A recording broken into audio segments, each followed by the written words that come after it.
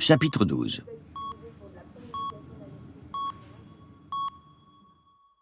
Cette fois, le subconscient de Maliki ne s'encombra pas d'une jolie introduction. La petite fille à la tignasse rose se tenait debout dans une chambre d'hôpital lumineuse. Elle ne portait pas ses bottes à pois avec des yeux au bout, mais des petites sandalettes ouvertes en lanière de cuir. Dans ses bras, elle tenait un gros bouquet de fleurs des champs, fraîchement cueillies dans la prairie à côté de chez elle. Bleuets, marguerites, pissenlits et myosotis étaient noyés par des coquelicots en surnombre. Sabrina adorait les coquelicots. Maliki n'avait donc pas lésiné sur la récolte en prévision de cette visite surprise à sa copine. Pour l'heure, son petit cœur d'enfant était troublé. Il n'y avait personne dans la pièce et le petit lit blanc était vide. Maliki contempla un matelas nu sur lequel étaient posées 2 raquettes de badminton rouges. Elle s'avança vers la fenêtre ouverte et chercha en vain une petite chatte tigrée. Perplexe, elle sortit de la chambre et vérifia le numéro sur la porte, puis dissipa ses derniers doutes en regardant à nouveau les raquettes.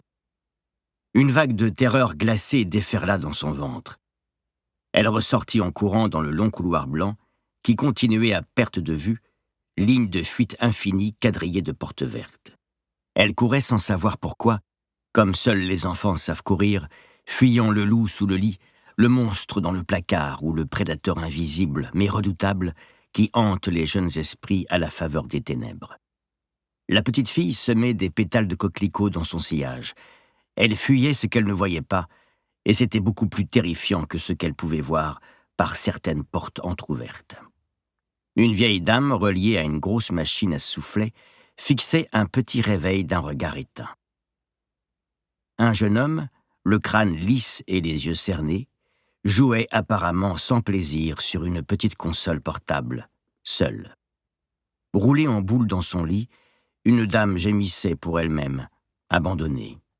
Partout, l'odeur de désinfectant et d'excréments agressait le nez de la fillette, pourtant obligée de respirer à plein poumon pour poursuivre sa course folle.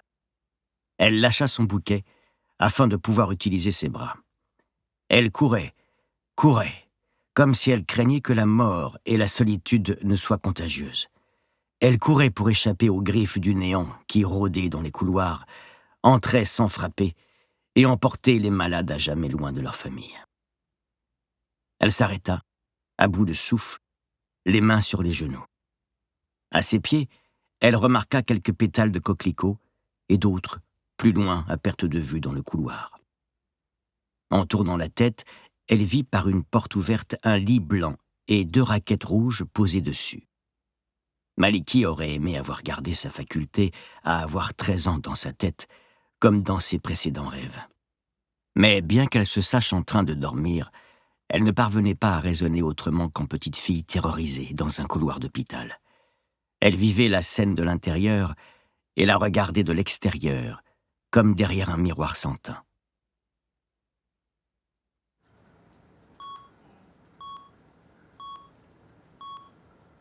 Dans la chambre de Sabrina, des gens translucides en blouse blanche apparaissaient, faisaient quelques pas, effectuaient des gestes quotidiens et disparaissaient doucement.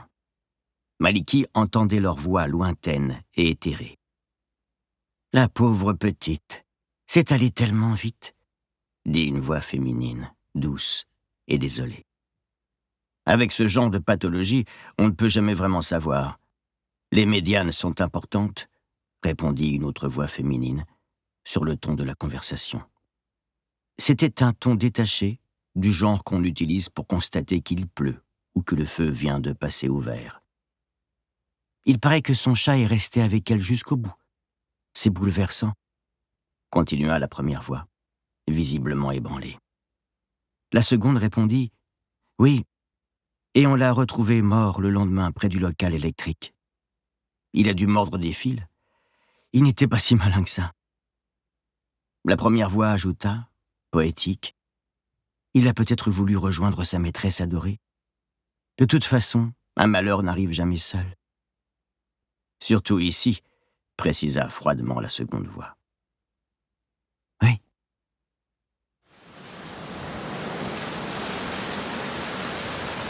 Un vent violent se leva soudainement, et s'engouffra hors de la chambre, emportant par la fenêtre les silhouettes translucides, les raquettes rouges, le matelas, suivi des murs, de la fenêtre elle-même et de toute la lumière environnante.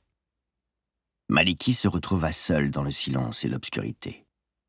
Seul un petit bourdonnement électrique, presque inaudible, permettait à l'enfant de conserver son équilibre dans cet espace sans repère. Un crissement de pneus assourdissant et un choc sourd lui firent tourner la tête. Toujours dans l'obscurité, une petite forme blanche, tachetée, gisait un peu plus loin. La fillette savait très bien ce que c'était, mais elle s'en approcha néanmoins. Secouée de sanglots, elle ramassa la petite dépouille et la pressa doucement contre elle avant de se laisser aller au désespoir. « Maintenant, je suis vraiment toute seule, » gémit-elle. « Mais non, espèce de patate !» répondit Sabrina. La fillette se tenait devant son amie, en bonne santé, souriant joyeusement. Elle serrait dans ses bras son petit félin tigré et lui gratouillait le menton.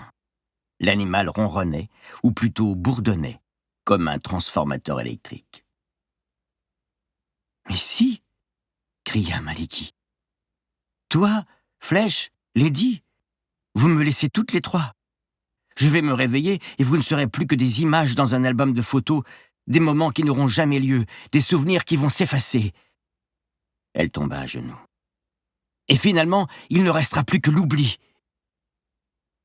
Sabrina éclata de rire. « Mais quel bébé cadom! Tu crois que les gens sont si solides? Qu'ils disparaissent d'un bloc? Qu'ils ne forment qu'un durant toute leur vie? C'est faux! Ils sont solubles. Ils se mélangent, s'échangent des petits morceaux qu'ils assimilent comme des pépites, comme des petits cristaux qui s'enracinent profondément et bourgeonnent dans les êtres qui les côtoient et tiennent à eux. Regarde-moi. Certaines de mes cellules ont décidé que mon corps était étranger et l'ont colonisé.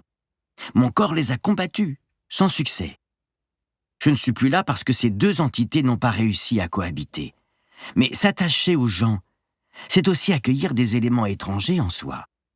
Leurs habitudes, leurs expressions, leurs pensées.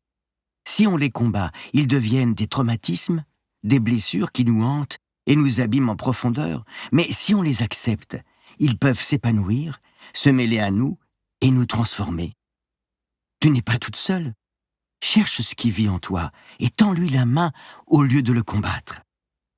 Sabrina marqua une pause et ajouta, sur le ton de la conversation, « Sinon ça va riposter et te détruire. » Maliki resta un instant muette, la tête baissée. Dans ses mains, du corps de Lady commença à irradier une douce lumière blanche. Sabrina sourit. « C'est ça. Accepte-la. Elle a peur toute seule dans le noir. Elle a besoin de savoir que tu es là. » Maliki commença à presser un peu plus fort le chat contre elle. La lumière se fit plus intense et le corps de l'animal commença à rentrer doucement à l'intérieur de sa poitrine. Ça ne faisait pas mal du tout. C'était comme passer ses mains glacées sous l'eau chaude. Dans un dernier éclair aveuglant, le chat rentra complètement dans la fillette, qui resta recroquevillée sur elle-même. Sabrina tapa dans ses mains et dansa d'un pied sur l'autre. « Voilà! Tu vois, c'était pas compliqué, bébé cadom !» Maliki ne bougeait toujours pas.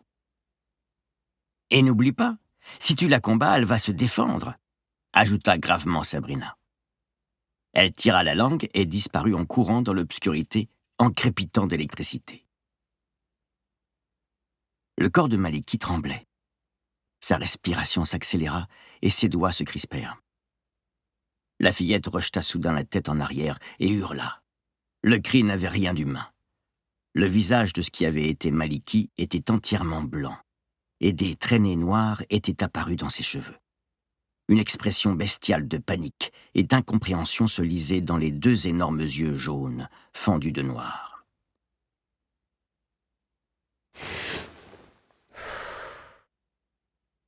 Maliki s'éveilla en sueur. Elle ne savait pas où elle était, ni qui elle était. Elle vit son réveil se dandiner dans la pénombre de sa chambre, et son cœur ralentit à mesure qu'elle reprenait ses esprits. Il devait être 6 ou 7 heures du matin, à en juger par la lumière grise qui filtrait par la fenêtre. La jeune fille frissonna et sentit des courants d'air à travers son pyjama. Elle alluma sa lampe de chevet et constata que son haut était en embout. Sans surprise, elle découvrit que ses draps et sa couette étaient également déchiquetés. Elle se leva péniblement, grimaçant à chaque mouvement. Combien y avait-il de muscles dans le corps humain? Elle était persuadée qu'elle avait mal à chacun d'entre eux. Elle roula ses draps en boule avec le haut de son pyjama et laissa tout ça par terre. Elle avait tout le week-end pour s'en débarrasser. Elle se demanda si elle ne devrait pas essayer de racheter les mêmes draps dans un magasin. Elle avait peur que sa mère finisse par remarquer les disparitions de linge, même si l'immense armoire semblait pouvoir en distribuer à l'infini. Elle se promit de s'en occuper plus tard. Elle se rendit dans la salle de bain d'un pas raide. Elle se planta devant le grand miroir et inspecta son visage. Pas de balafre cette fois. Elle n'avait pas l'impression d'être totalement réveillée et son rêve flottait encore à la surface de son esprit. Il avait eu l'air si réel qu'elle n'était même pas certaine de vraiment être là, debout devant le miroir. Peut-être dormait-elle encore tout en déchirant méthodiquement ses draps. Se sentant très ridicule, elle ouvrit la bouche et demanda « Lydie, tu es là-dedans ?» Rien ne se produisit. Se sentant de plus en plus idiote, elle prit l'intonation qu'elle utilisait, enfant, pour appeler son chat. « Lady, Lady, Lady !» Le miroir vibra sourdement, l'espace d'un instant, et l'image de Maliki se brouilla. Une silhouette similaire, mais vaguement différente, se superposa en tremblotant à celle de la jeune fille. Entre deux clignements d'yeux, Maliki vit clairement deux énormes iris jaunes lui lancer un regard affolé. Elle s'écarta vivement du miroir et s'empressa de le couvrir avec une serviette. Après une douche rapide, elle s'habilla et prit son petit déjeuner. En évitant le miroir de l'entrée, elle partit pour le collège pour y faire ses heures de colle. Sarah n'était pas venue au collège pour sa punition. Maliki ne fut pas vraiment surprise. Personne n'avait dû la prévenir, pas même son soi-disant petit ami. De toute façon, Maliki ne se sentait pas encore prête à l'affronter. Elle ne comprenait pas comment elle pouvait à la fois être triste et en colère contre son ami. Elle avait besoin de temps. Son étrange expérience de ce matin, devant le miroir, lui avait glacé le sang. Elle se sentait vulnérable et avait l'impression de perdre la boule. Elle tenta de se raisonner. Elle n'avait jamais cru aux phénomènes surnaturels, ni au paranormal, et sa logique scientifique lui interdisait de croire de simples suppositions. Des suppositions qui coupent des arbres et déchirent des draps quand même, pensa-t-elle avec un petit rire nerveux. Elle enfouit sa tête dans ses mains et se frotta frénétiquement les cheveux. Le pion qui surveillait la salle lui lança un regard intrigué avant de retourner à sa lecture, un magazine de Formule 1 dissimulé dans un gros classeur noir. La salle était presque vide, à l'exception de deux autres élèves que Maliki ne connaissait pas. Elle fit mine de continuer son exercice de physique. Quelle humiliation, elle qui n'était jamais collée d'habitude. Désormais, elle aurait l'impression d'avoir un casier judiciaire.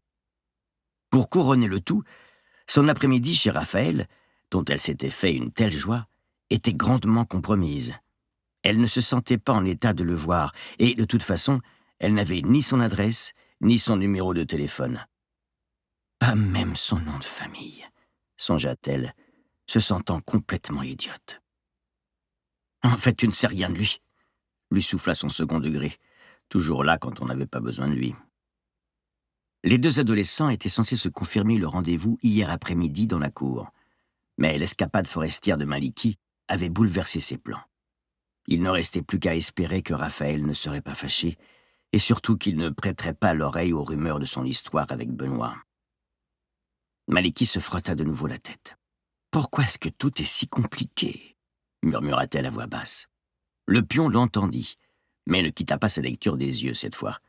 Lui aussi avait hâte que la matinée se termine. En début d'après-midi, Maliki marcha jusqu'au cabinet du docteur Pilven. Ce n'était pas aussi follement enthousiasmant qu'un rendez-vous avec Raphaël, mais résoudre le handicap que représentait la créature, ou Lady, ou quoi que ce puisse être, lui paraissait indispensable. Elle s'imagina anxieusement s'endormir un jour par mégarde auprès de Raphaël et le réduire en chair à saucisse dans son sommeil. Ce n'était pas une pensée très rassurante. De toute façon, pourquoi irait-elle s'endormir près de Raphaël?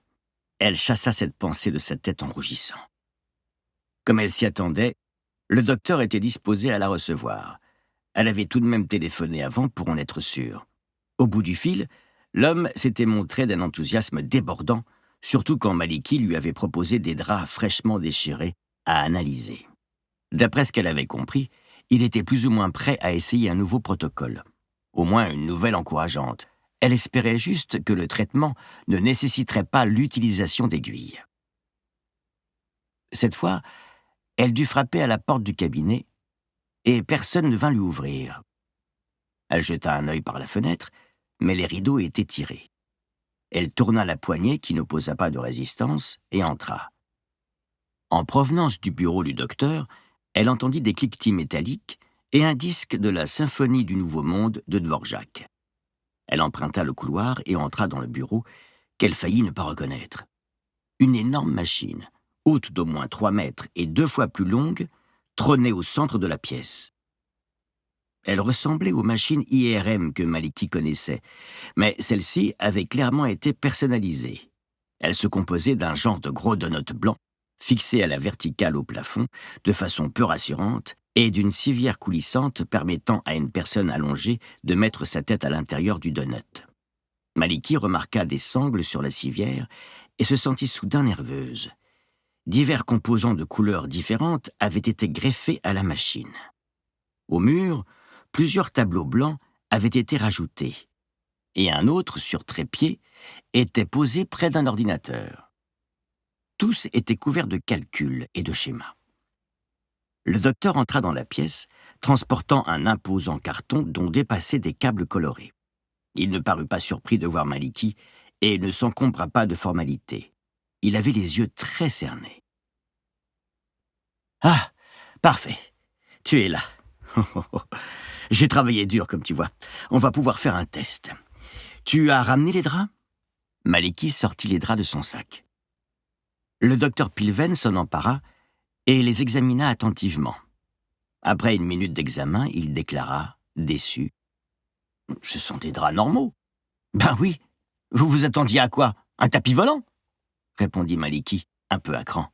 « Je ferai des analyses plus poussées de toute façon. » Le docteur posa avec précaution le drap sur une petite table et entreprit de relier une espèce de console de mixage à sa machine. Comme l'opération durait un peu, il lança sans conviction: « Alors, quoi de neuf ?» Maliki reposa une petite ampoule bleue qu'elle faisait tourner entre ses doigts. « Ben, pas grand-chose. Hier, j'ai découpé plusieurs arbres et quelques rochers avec mes ongles, et cette nuit, mon ami d'enfance décédé m'a expliqué que mon chat, Lady, était encore vivant à l'intérieur de moi. Quand je me suis réveillé, après avoir déchiré mes vêtements et mes draps ici présents, je me suis regardé dans le miroir et j'avais 2 yeux jaunes. Rien d'extraordinaire, quoi. » Le docteur sortit le nez de sa machine avec une expression intriguée. Visiblement, l'ironie le perturbait. « Tu as découpé des rochers, tu dis. »« Oui, entre autres. »« Tu en as gardé un morceau ?»« C'était des gros morceaux. »« Ah oui, dommage. Ça ne vous inquiète pas? Que je découpe des trucs et que je rêve que je suis possédé par mon chat mort ?» Le docteur recommença à visser sa console sur la machine. « Hein? Oh non, pas vraiment. À vrai dire, ça va nous faire gagner du temps sur les explications. » « Ah, parce que c'était ça votre explication. En tant que scientifique, vous n'êtes pas censé me dire que c'est impossible et qu'il y a une raison médicale tout à fait logique à mon état ?» s'écria Maliki, exaspéré. Le docteur Pilven reposa ses outils et considéra son bricolage d'un œil incertain. Il se tourna vers Maliki. « À vrai dire, Je pense avoir trouvé une explication tout à fait crédible à tous tes symptômes. Quand quelque chose nous paraît impossible, c'est souvent simplement que nous n'avons pas encore trouvé comment ça peut devenir possible. Découper des rochers avec les mains semble impossible. Pourtant, tu le fais. Le rôle de la science n'est pas de nier la réalité, mais de l'expliquer. Ce que j'ai fait. Bien sûr, ça bouscule un peu certains théorèmes établis, mais même les fondations doivent être remises en question parfois. C'est comme ça que la science avance. Tiens, installe-toi sur la machine, je vais t'expliquer. Tu as du métal sur tes vêtements? Ben, les boutons de mon pantalon et l'armature de mon soutien-gorge, j'imagine, répondit Maliki, un peu gêné. Tu peux garder ton t-shirt, mais il faut enlever tout ce qui est en métal. Maliki s'isola et ôta ses vêtements. Elle garda son t-shirt et sa culotte. Je dois m'allonger ici? Demanda-t-elle en revenant dans le bureau. Tout à fait. Et ne plus bouger, répondit le docteur. Suivant le regard inquiet de Maliki, il ajouta « Ne t'inquiète pas, les sangles étaient là d'origine, mais nous n'en aurons pas besoin. » Un peu rassuré, Maliki s'exécuta et s'installa sur la civière. Le docteur tapota une série de chiffres sur un clavier d'ordinateur dont l'unité centrale était reliée à la machine. Du coup, vous allez finir par me dire ce que c'est votre explication rationnelle et en quoi cette machine va me guérir? Demanda Maliki en se tortillant pour caler sa tête entre deux gros morceaux de mousse. Oui, pardon. J'ai baptisé le phénomène dont tu souffres, je dis bien phénomène et non maladie, la cristallisation. C'est joli, tu ne trouves pas? Maliki ne répondit rien, attendant la suite. J'ai supposé que lorsque ton chat est décédé, pour une raison inconnue, peut-être parce que tu l'aimais vraiment beaucoup, ou peut-être parce que tu avais des prédispositions à la schizophrénie, une partie de sa mémoire a été, en quelque sorte, sauvegardée dans ton cerveau, probablement sous forme d'ondes cérébrales. Vois-tu, il existe une fréquence, à 14 Hz précisément, qu'on appelle la fréquence du chat, parce que les chats en produisent beaucoup lorsqu'ils sont immobiles. Leur corps semble au repos, ils ont les yeux fermés, et pourtant, ils sont prêts à bondir sur leur proie à tout moment, car cela correspond à des instants où ils perçoivent parfaitement leur environnement et leur corps. C'est un état de pure conscience. Via ces ondes, il n'est pas impossible qu'une partie de ton chat ait pu se greffer à ta psyché, rendue très réceptive par l'émotion et l'empathie. Se greffer? Du coup, c'est comme un genre de cancer dans le cerveau? Demanda Maliki d'une voix anxieuse. Le docteur Pilven réajusta ses lunettes, visiblement surpris. Oui, en quelque sorte, oui. C'est une bonne comparaison. C'est un élément étranger qui s'est mêlé à toi et s'est développé au fil des ans. Mais je le définirais plutôt comme un symbiote ou un parasite. C'est une entité à part entière, mais qui a besoin de ton corps pour vivre. De même, elle fait maintenant partie de toi, et tu as besoin d'elle pour être ce que tu es. Comment on peut faire alors? On ne peut pas l'enlever? L'enlever? Non. Tu risquerais des séquelles neurologiques sévères. C'est en quelque sorte ce qu'ont essayé de faire les autres médecins et spécialistes quand tu étais petite, et ça n'a pas marché. En revanche, on peut essayer de vous dissocier en resynchronisant les ondes cérébrales de l'entité à un niveau plus facile à contrôler pour toi. Étant donné qu'elles semblent réagir à tes émotions, j'ai donc choisi de cibler les ondes θ. Ce sont des ondes cérébrales très spécifiques, surtout chez les enfants et les adolescents. Si on arrive à vous synchroniser dessus, vous pourrez peut-être communiquer et cohabiter au lieu de vous gêner.